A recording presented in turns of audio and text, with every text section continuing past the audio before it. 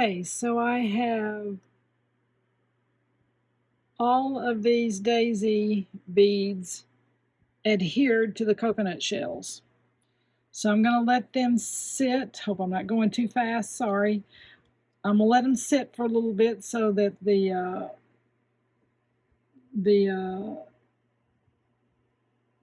glue will actually hold. So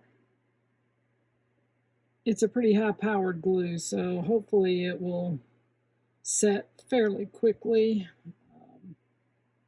And then also, if you decide to do something like this, similar, make sure that you have the holes clear. So if you're planning on stringing anything through it, that the hole is clear.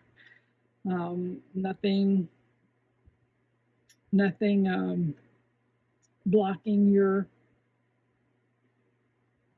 trail, so to speak.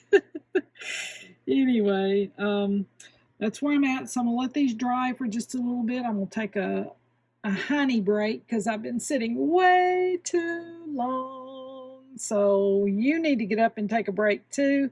Don't sit too long. Give your honey a break. Give your eyes a break. Go have a coffee, some water, whatever you want to do, but take a little bit of a short time to let your body recoup from sitting if you are one that sits in beads. So if you're standing, you might need a sit break. Anyway, y'all take care of your bodies and your eyes while you're doing all this. Be back in a minute. Okay, so I've got the first one done here. You can see that I've got my little crimp on the top up there, which makes it look finished. As with anything, you can see the little filler bead right there on the daisy bead on top. It is seed beaded front and back right there. Let me turn it over just a little bit here so maybe we can see the back. And what I did to the back here is because the holes that are drilled in this coconut shell are they're not real large, but they're large enough that a seed bead might go through it. So I put another little tiny bead to match the front on the back, which would serve as a stopper. So anyway, here we go. This is what we've done so far. And I got all these to go. Lordy. Okay, so I've gotten 5 of these done, and I probably need to make note of this for you. Doodah. These little tiny 11.0 seed beads that are in this chocolate brown color right here, most of the time I use 10 of those on each side. Let me back up here so I can see. Like, okay, I'll get the camera right in a minute. 10 on this side and 10 on that side. Okay, so what I've been doing is looking to see how these will hang. Once I get them beaded, I look to see how they will hang to make sure that they're all kind of going at a good angle. And some of them I noticed I had to add 12 seed beads or 14 seed beads to in order to get them to hang correctly. So my point is that if you add, let's just take these 2 outside ones, this one right here and this one right here.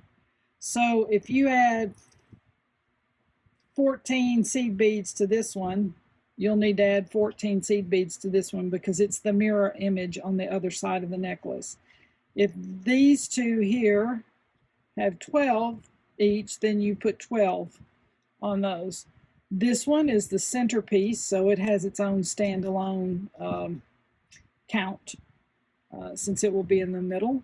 So let me back up a little bit here. So when I get ready to do this one, and I get ready to do this one right here, I need to make sure that these 2 have the same bead count on each one so that they will hang correctly on each side. I hope I made that clear. It's kind of a hard thing to explain, but just remember, whatever you do on the left side, you need to mirror it on the right. Or if you do it on the right, you mirror it on the left. Okay, let me get back to work. Okay, so I think I need to show you this right here.